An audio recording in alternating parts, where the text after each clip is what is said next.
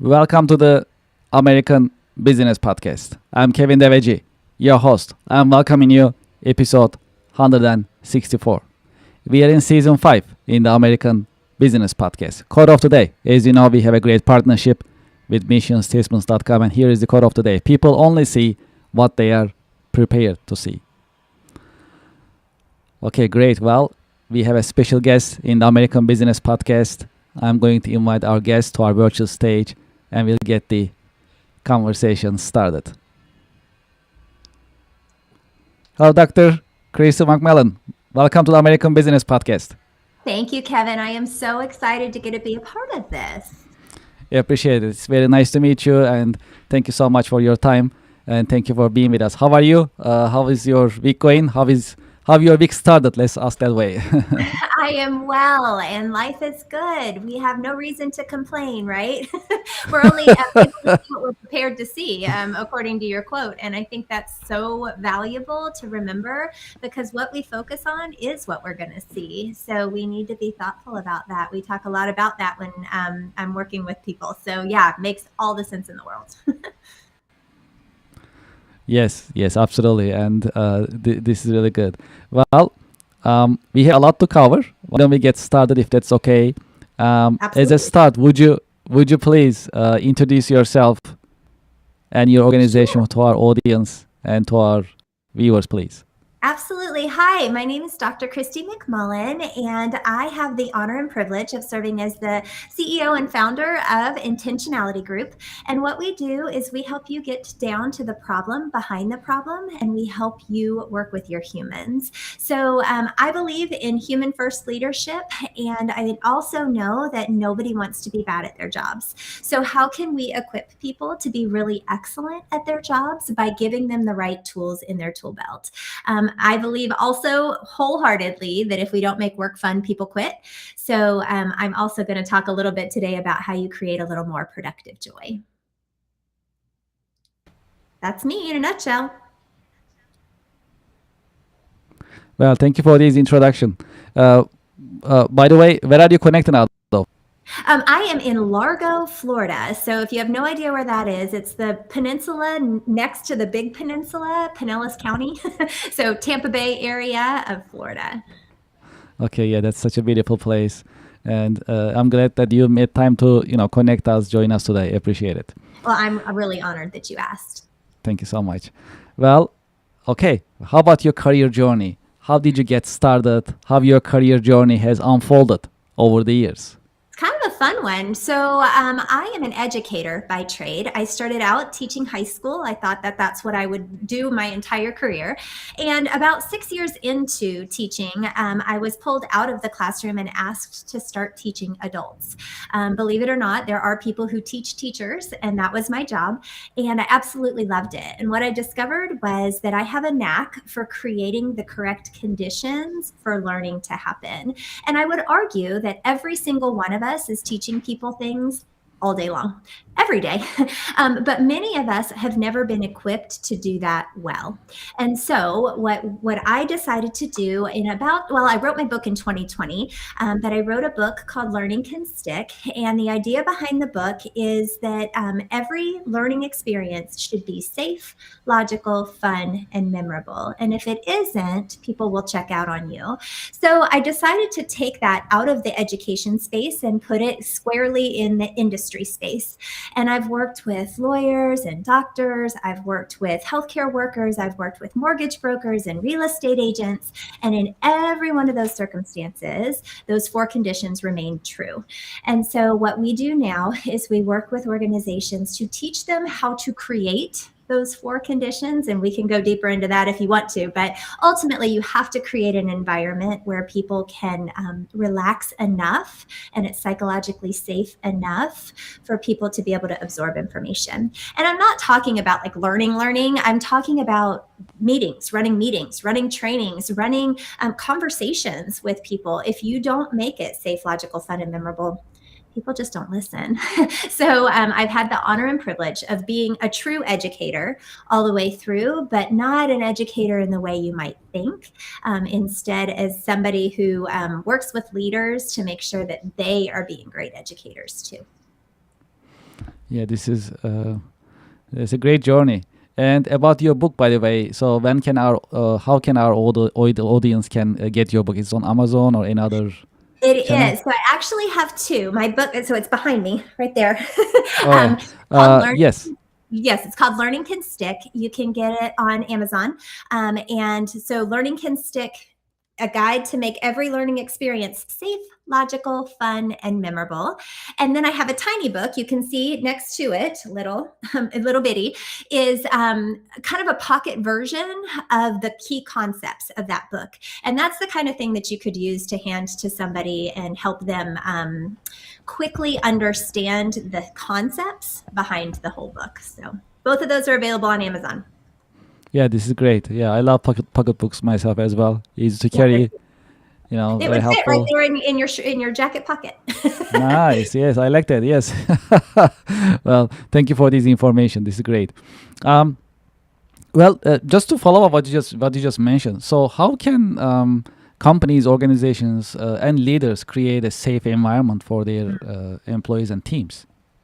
Yeah, so psychological safety is different from physical safety, right? Physical safety is important, but that psychological safety ultimately means that people are allowed to ask questions, make mistakes, and not know the answers. And when we think about creating a psychologically safe environment, which is something I've studied and learned a lot about, is ultimately it starts with the leaders, and they have to be vulnerable enough to admit when they don't know answers. And that's really hard sometimes because as the leader, I think we in our minds think we're supposed to have all the answers, and the reality is you can't. You've got to rely on your people. So what do you do to create that environment? Sometimes it's as simple as learning people's names and knowing whether or not they have kids or pets or whatever. It starts there, but it goes deeper than that. It's learning to be clear with your expectations. So Brene Brown and I are besties. She doesn't know that part. I'm working on her knowing that I'm her bestie. But ultimately, Brene Brown says, clear is kind, unclear is unkind. If we don't choose to be clear with our expectations, that's not safe, right? If I don't know that I can say, hey, Kevin, you know what? I don't think we did that the best way possible. If you're going to yell at me for that, I'm never going to tell you again. So that psychologically safe work environment isn't just butterflies and bubbles. It's actually conflict that's productive and that you can do safely so that people don't run from that conflict, but instead run towards it. That's a great insight. Okay, well, let's talk about your industry a little bit. A general information that you can share with us about the state of your industry, if that's okay. So the state of education right now is interesting. And when I'm talking about education, I'm talking about traditional education, public school systems, because I also still work in many of those. And that industry is a bit of a mess because there's a lot of unknown. But I would say that translates into every business right now. There's a lot of unknown. And you can either run towards change or away from it, but it's inevitable. And so all change comes with loss. And I think that's what my industry is facing right now is some loss of the way we've always done it. And I would argue that anybody listening right now is feeling that we've always done it this way, but that doesn't exist anymore, or AI has changed it, or our circumstances look different. So instead, I lean into the human side because that's the part that hasn't changed. We still need our humans to do the things that they need to do to get the best results, whether that's leaning into AI or not. So the state of our industry in education specifically is very unknown, but I do believe that translates into all industries.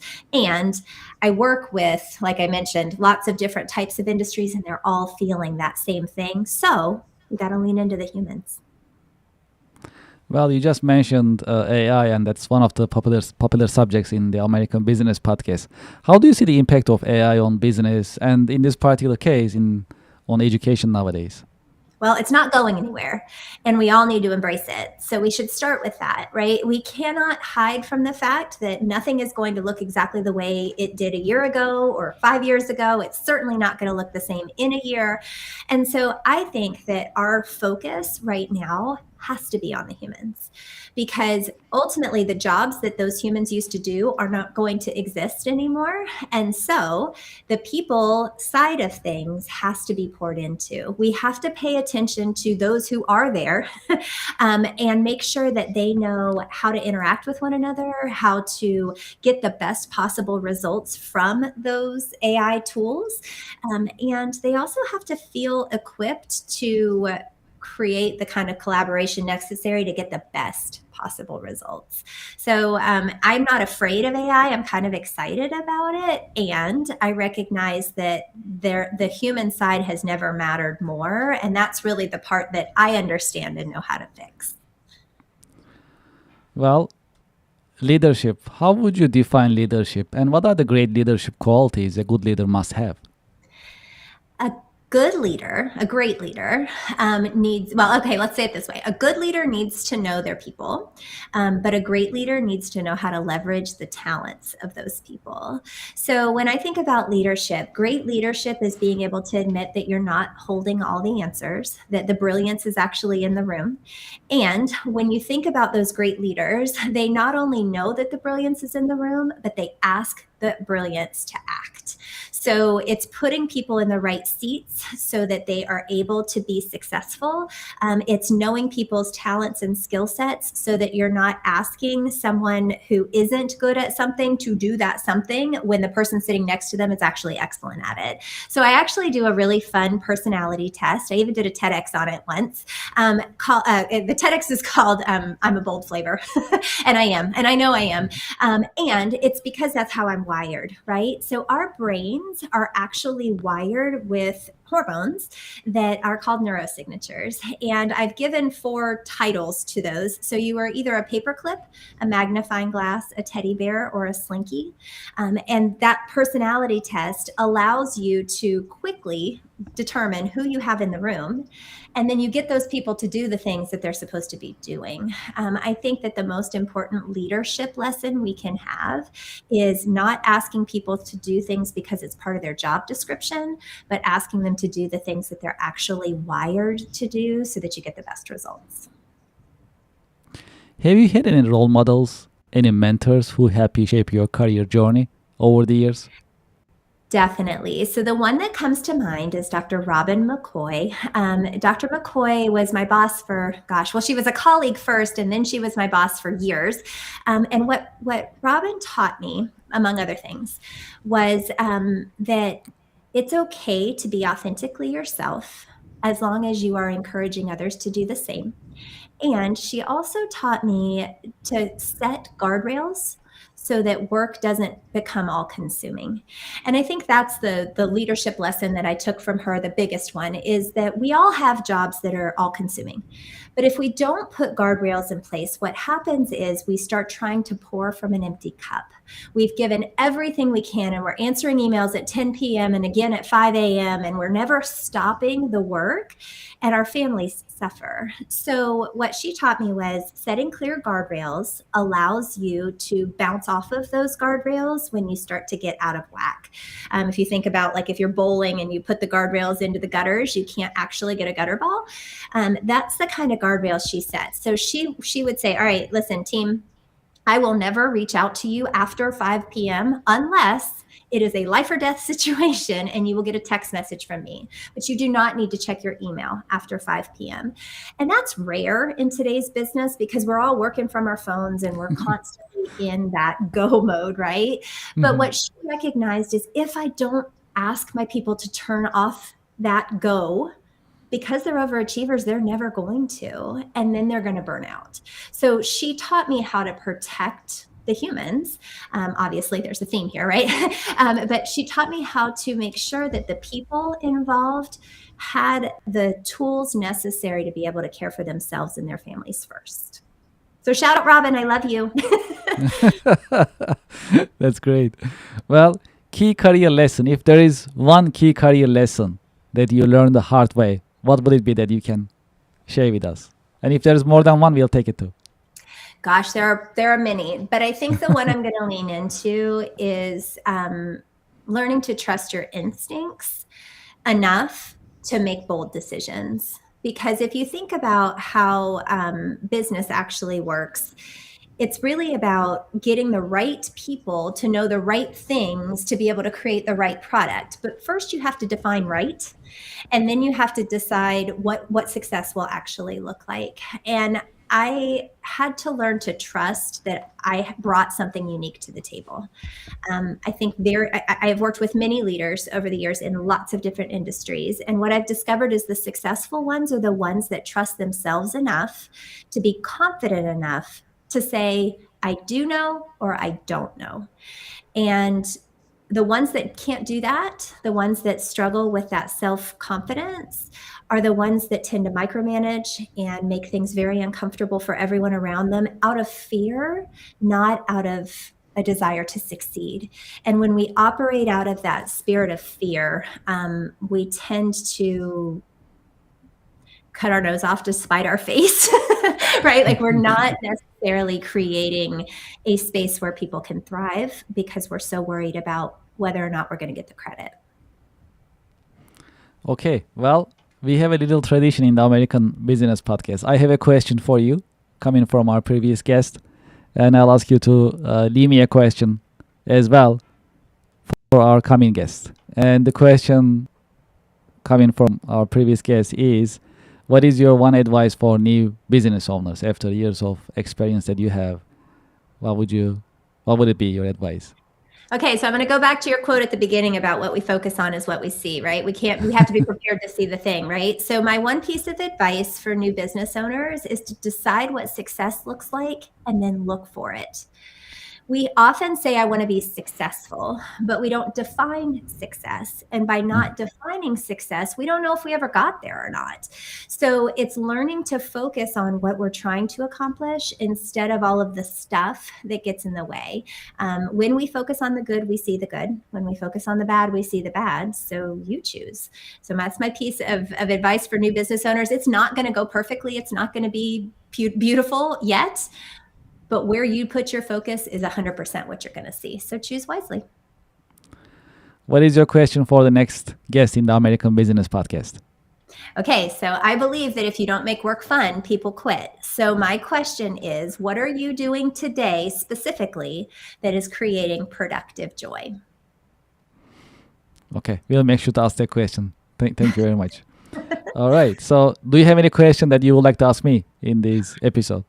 Sure, Kevin. So you have created a very successful podcast in the last year, but this isn't your day job, right? Like this is just part of what you are doing. Yes. What impact are you trying to make on the world by creating the American Business Podcast? Yes. So my goal is, and the impact that I'm working on creating is to create this educational environment to help professionals learn from each other. That is actually my main goal. Professionals, experts like yourself and others join us in the American Business Podcast in this friendly, comfortable environment that we ask questions and we learn from you, and other professionals listening to us, they learn from your insights and they share their insights with others as well. This is just like a carousel, right? They basically just like a loop that everyone shares with each other and creating this educational environment. Moreover, not only in terms of thoughts, we also organize monthly networking events. So literally, professionals can actually join that event and make connections in terms of business networking. So that's our goal, and we are working hard on it every week. I love that. That's perfect. Well, and I am so honored to get to be a teeny tiny part of that. So thank you for of course. thinking I had something to add, some value. No doubt about it. Yes. It's such an honor to have you, and thank you so much, of course. All right. Well, let's talk about next generation. What is your career advice for the next generation professionals? So I'm the mother of... I'll just before, sorry about that. Just also a little bit of more background information in terms of why we are asking this question. So, especially new graduates, they are struggling. So it's getting more difficult to get entry-level jobs. There is a shift in the market. We are seeing, for example, computer science department used to be very popular among the next generation. Now they are leaving that department, going to other departments, for example. And the impact of AI is also Huge. impacting the career market, the job market in general. So from that point of view, if you can share some of your advice, that'll be great. Thank you. Okay, so I'm the mother of 25-year-old twins, one of which is married, so that gives me another daughter, and then we have a bonus adopted daughter. So Okay. I have three 25-year-olds and a 26-year-old in my space. So this question means a lot to me. Okay. And Spot um, on. right. When I think about the next generation, I think the advice that I would have is learn how to interact with others. That is your number one goal. If you can successfully not just interact with others, but get them to a product, whatever that product might be, that's the skill that organizations are going to need, is who can orchestrate work to happen by interactions with humans. Because yes, we can learn all kinds of specific trades, but the reality is even, our therapists are becoming chat GPT, and like we are losing some of the most consistent spaces we've ever had.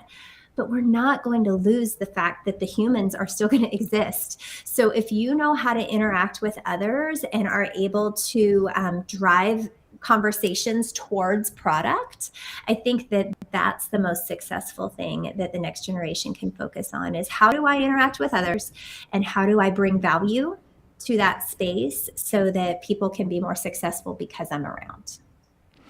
For those who like to continue this conversation and get in touch with you, what is the best way that they can get in touch with you?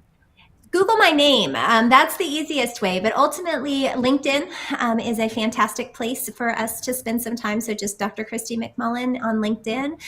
Also, our website, intentionalitygroup.com, or you can just email me directly at Christy, CHRISTIE, at intentionalitygroup.com. And I would love to chat. That would be so much fun.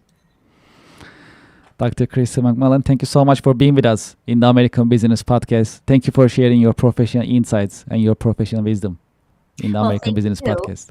Thank you for creating a space for people to learn. I appreciate it. Thank you very much, and I wish you a great week. Thank you, you too. And to our audience, to our listeners, and to our viewers, thank you for listening. Thank you for watching. I hope you enjoyed today's episode. We'll be right back after a short break. Thank you.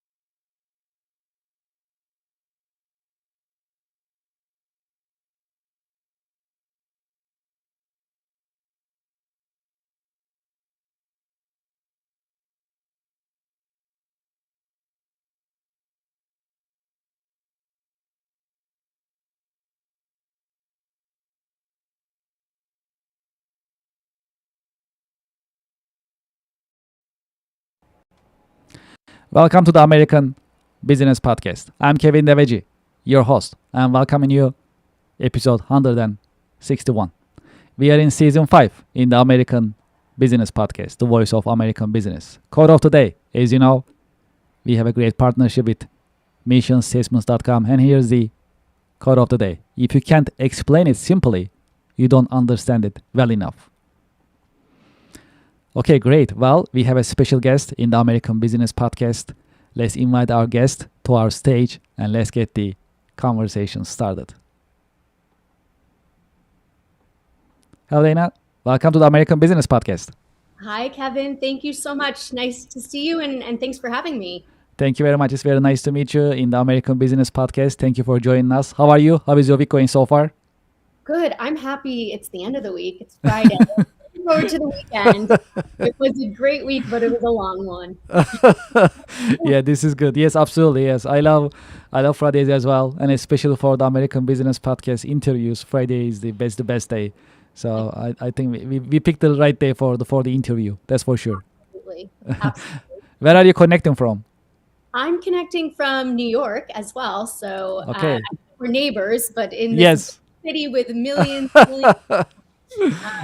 But I'm coming to you live from Manhattan today. Yes, yeah, this is good. Yes, I mean, we love the fact that we are actually streaming from New York City, which is the capital of the business for the US, for the nation, as well as globally. So that's a privilege for us. And actually, earlier this month, we celebrated our first anniversary, and we had the honor of receiving certificate of recognition from the city of New York. So that was such an honor. Yes, that was great. So yeah, we are very happy to receiving that, and that's very motivational. And yeah, it's a privilege to stream from New York and to the nation, of course. This is a great experience. Congratulations. I knew about the year, but I didn't know about the recognition. So. Yes. Thank you so much. I appreciate it. Well, I've been looking forward to this conversation. We love to learn from you, from your professional insights today. Why don't we get started? As a start, would you please introduce yourself and your organization to our listeners and to our viewers? Absolutely. My name is Dana Edelman, and I am a corporate affairs professional. I currently work with a firm called LSG, and we are a public affairs and strategic communications firm that sits at the intersection of public affairs, communications, and helping clients, navigate all of the challenges that they might have to face in today's environment. So, as you can imagine, it's every day looks a little bit different, and every day is exciting. We work across different industries as well, so we get to see it all. But I come to the consultancy side from Heineken, where I spent over a decade working for their operations in the US, as well as in Europe and in Southeast Asia. And really got to not only explore different cultures and working environments during my time there, but touch everything in the communications landscape, from crisis communication to transformation, change management, internal comms, brand communications as well. So I like to think I'm a jack of all trades in that sense. And I got to see and work with every type of function, from marketing to sales to supply chain, over those 10 years. Yes, you just mentioned international business and your experience. That's great. So as an American podcast, we are, of course, US oriented. At the same time, we have a large audience, international audience in different parts of the world. So we always welcome anything about international business as well. Also, I understand you're also a published author. Would you like to tell us about it? I am. Yeah, I published my first book, the youngest one in the room. Congratulations. A few months ago. Thank you. And it's been a joy to bring this story to life. It's a memoir of the first 10 years and of my career and how I navigated the corporate ladder in those first 10 years. And, it's an interesting one because it's done upon reflection, and I'm still progressing in my career, but we don't have a lot of people who take the time to look back and reflect after that first decade. And that's what the book became. And I've heard from readers across different industries and different generations that there's something for everyone in there, whether you're first starting a career or you're at the very end. or even those who have retired. It gave them a lot of inspiration, when looking back and forcing them to think about their careers, the highs, the lows, and what they learned from all of it. So yeah, it's available on Amazon and barnesandnoble.com. And it's great graduation gifts for those about to enter the workforce. But also, I've heard it's making for a great team gift as well. Oh, wow, that's wonderful. Yes. This is great. Well, congratulations with the book. And what made you write the book? Really great question. A few years ago, it's back in 2021, I was doing a bit of career exploration of where I wanted to take my career next and working with an executive coach. And she really encouraged me to start writing down some of these stories I was telling her.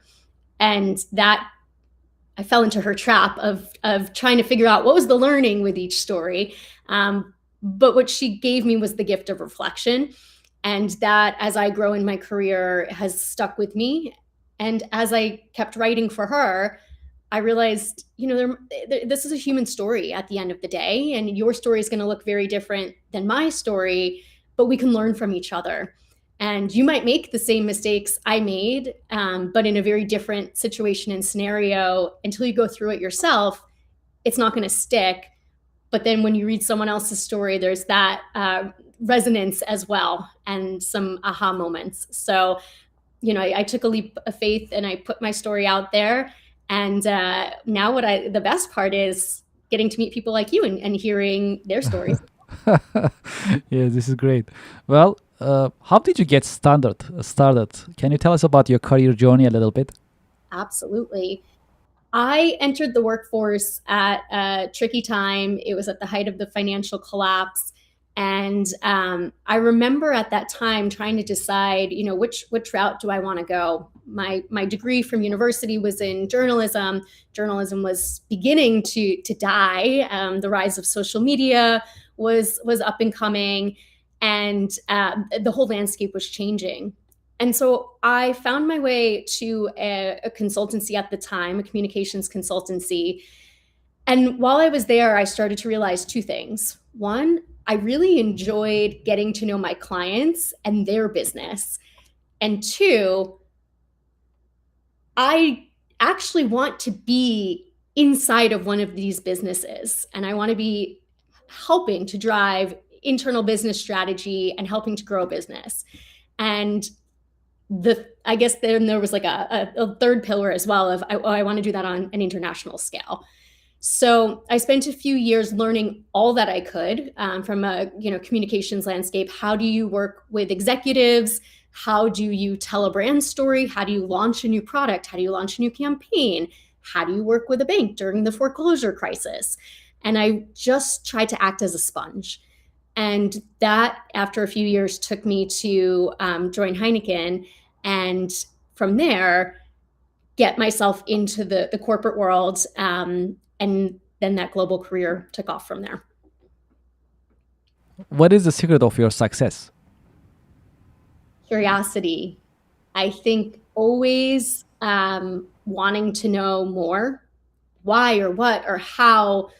When I first joined Heineken, I had become a communications expert, but I didn't know much about business. I didn't have an MBA. I didn't have your typical background to end up in a corporate position like that.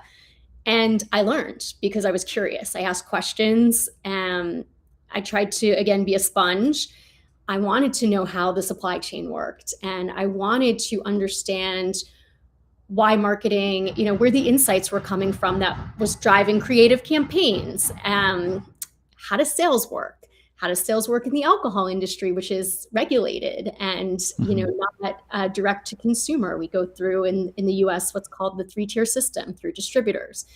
So staying curious, trying to go to uncomfortable places and get out of my comfort zone was definitely a theme in those early years for building and growing.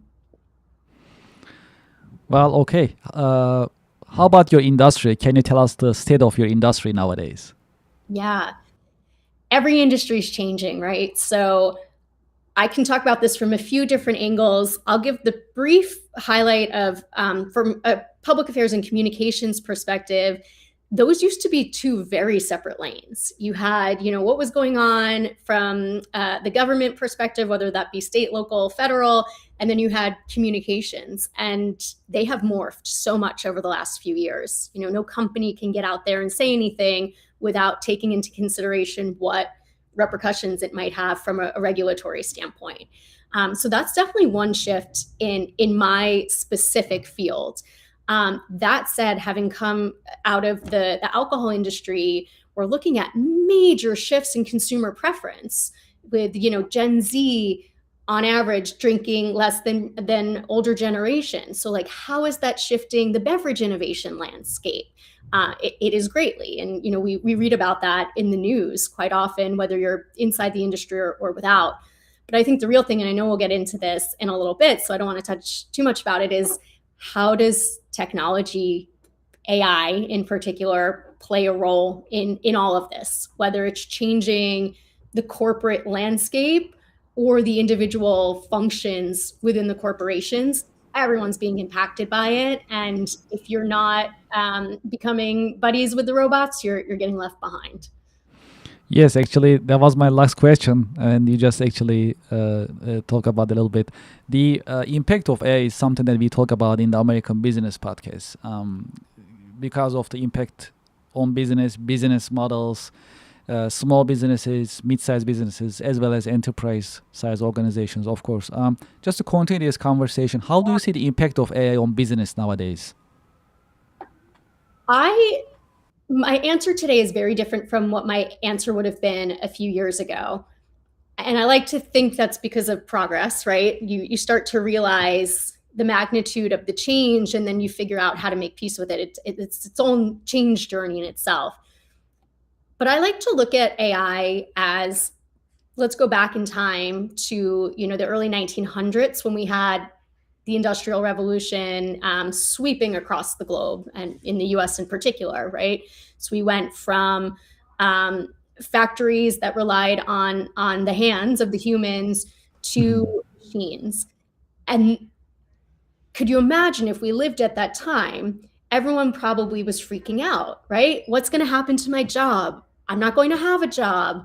I'm going to be out on the streets because the machine is coming. Fast forward now, here we are again, and we're at this incredible turning point where there's a lot of fear out there. There's a lot of unknown, there's a lot of uncertainty. But if we can learn from the past, I think we all should have a little bit of faith that we will evolve, our jobs will evolve, and there will be a place for all of us in this new order. And so I can't predict the future. I don't know what the future of, my industry looks like. But what I can say is I definitely don't want to be one of those people who is pretending like it's not going to happen.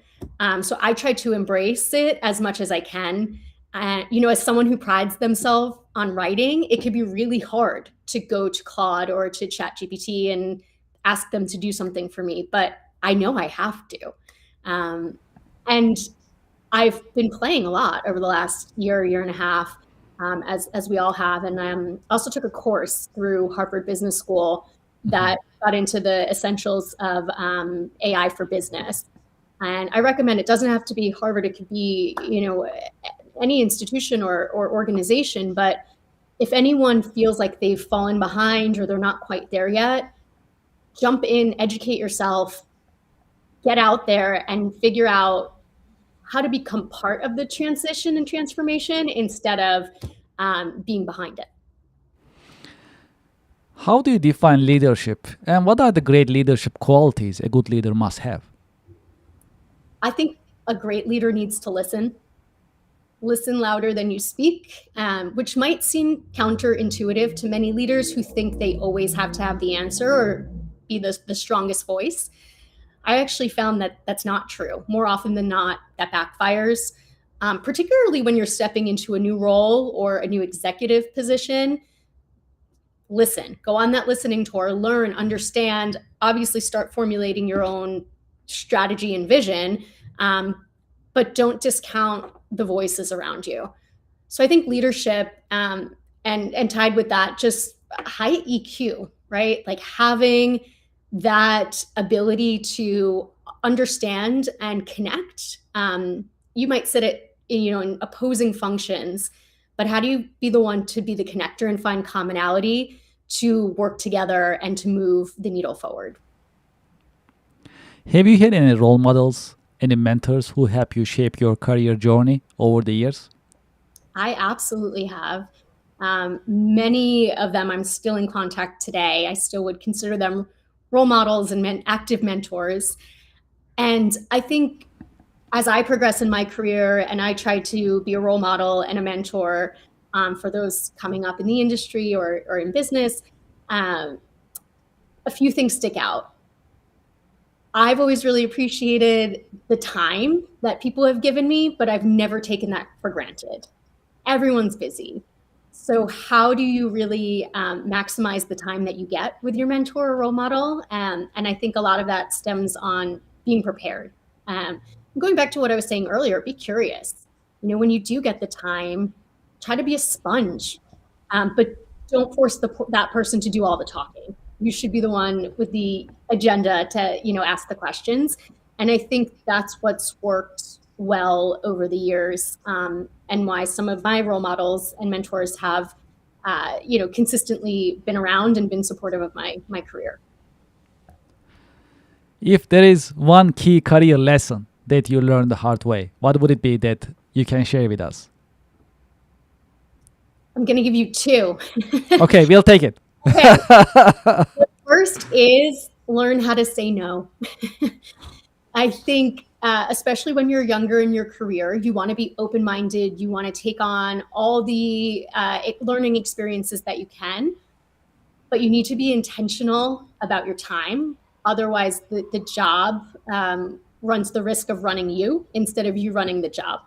So figure out that balance, figure out a way to say no, ruthlessly prioritize. That would be number one. Number two, take a risk. If someone says something to you and it makes your stomach drop, you might want to go do the thing, whether that be trying something that you've never done before, moving to a different function, even if you swing back to your original function, just to get that experience. And then I always have to give a plug for, if someone says to you, will you move here? Say yes. Even if it's on the other side of the world, even if it's inconvenient for the family, you'll figure it out. And it will be one of the best learning and growth experiences that you could ever give yourself. We have a little tradition in the American Business Podcast. I have a question for you coming from our previous guest, and I'll ask you to leave me a question. In this episode, I'll ask your question to our coming guest in the next episode. And the question for you from our previous guest is, how do you prepare your business for the unexpected? It is the $1 million question. I think the question started to arise during COVID in 2020 when everyone went, we don't have a playbook for this. And I think the answer is, you need to scenario plan. You need to constantly be assessing risk, but you also need to be flexible and resilient, because we've seen in the last few years that the unimaginable will all of a sudden become imaginable. So how can you prepare for the unimaginable? You don't want to be totally caught off guard. So there are, of course, things that you can do, like risk analysis and whatnot. And make sure that is, whether it's something that's coming through a regulatory function, communications, legal, that conversation is prioritized and has a seat at the table, because that's something that can help you as a business navigate when inevitably the unexpected arises. I love the risk assessment part of the operations, especially scenario-based, thinking about scenarios, preparing for them. So for this type of studies, internal studies, how often a company must do it? Yeah, really good question. In my experience, I've seen it done on a monthly basis. I've seen it done on a quarterly basis, biannual basis. I'm a fan of quarterly.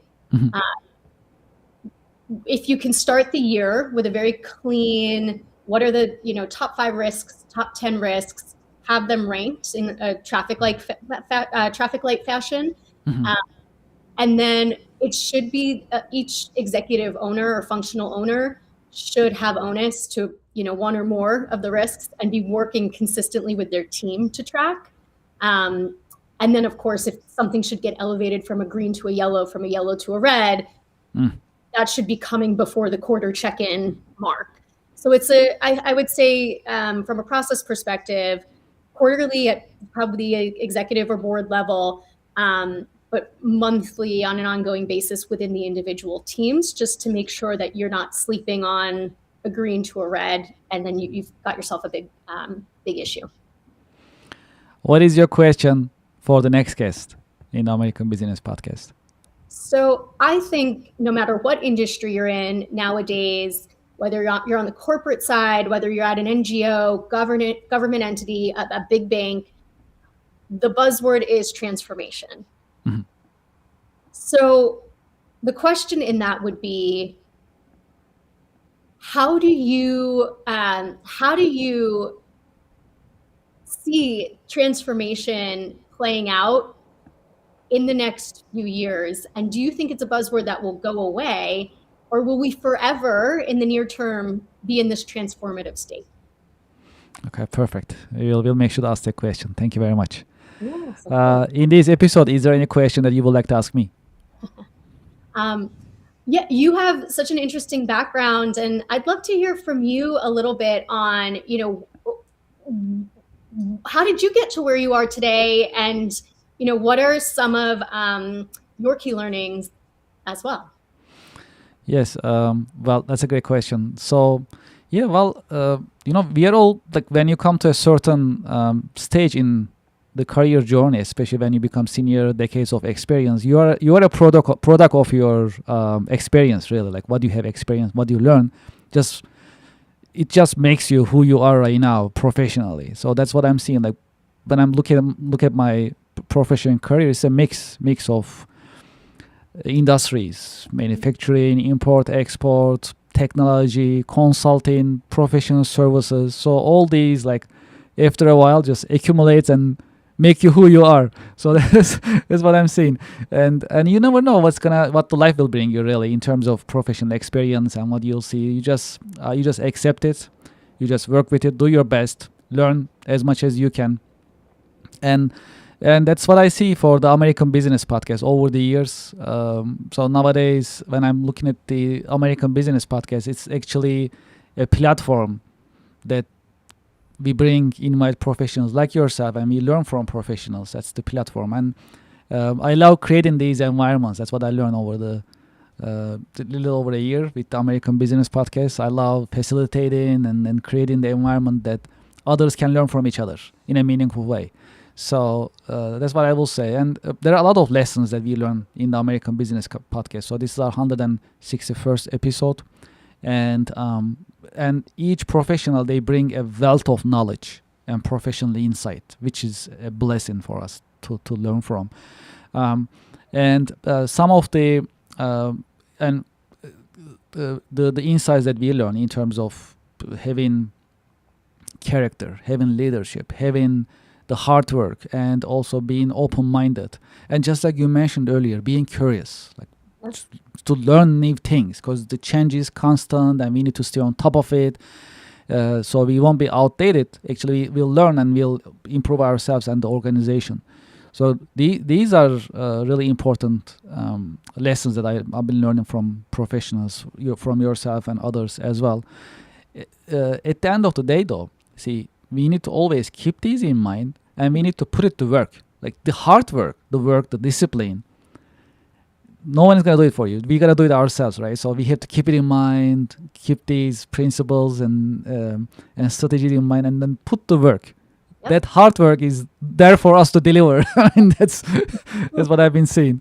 So that's amazing. I mean, that's why sometimes I see the American Business Podcast as a school. Yes. So we learn from each other. Of course, that's a great opportunity for me that I'm learning from professionals like yourself and others. And having these is very important. And You may think turn that into an official certificate, right? If you've listened to 20 episodes, maybe you get this sort of accreditation, or 100 episodes. I love this idea. I never thought about it. That's great. Thank you for saying that. Yes. Cool, and certification program. I love that. Yes. Why don't we do that? Because Yep. see, the first we start as a podcast, and then we turn it out to be a network because we have segments now. We talk about variety of business subjects, and now it's going to become a media and business platform. So it's actually evolving, and definitely the education is already there, but then certifying it and documenting it is I think that's a great idea. So definitely that's something doable. Yeah, thank you for that. Of course. I love this conversation. Okay, great. Well, what is your career advice for the next generation professionals? Hard question. I know each generation comes with its stereotypes, the good and the bad. And I That's true. think my biggest piece of advice for Gen Z would be stay young, or sorry, stay don't stay young. We all grow old. You can't stay young. Stay young at heart. Stay curious. Stay curious and stay hungry. Keep that ambition, but also marry it with that curiosity, because that will become a powerful cocktail. Don't accept things just because that's the way they've always been. And I think the older generations will be looking to the new generations to show them the way in terms of technology transformation, and just as it's always been.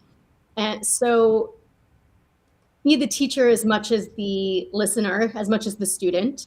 Be respectful, but yeah, just go for it. Show up, do the job. Yeah. For those who like to be in touch with you, learn more about you, your organization, and continue this conversation, what is the best way that they can get in touch with you and Yeah, learn about your company? sure. So 2 ways to do that. Either feel free to follow me on LinkedIn. Dana Edelman is my name. You can find me there.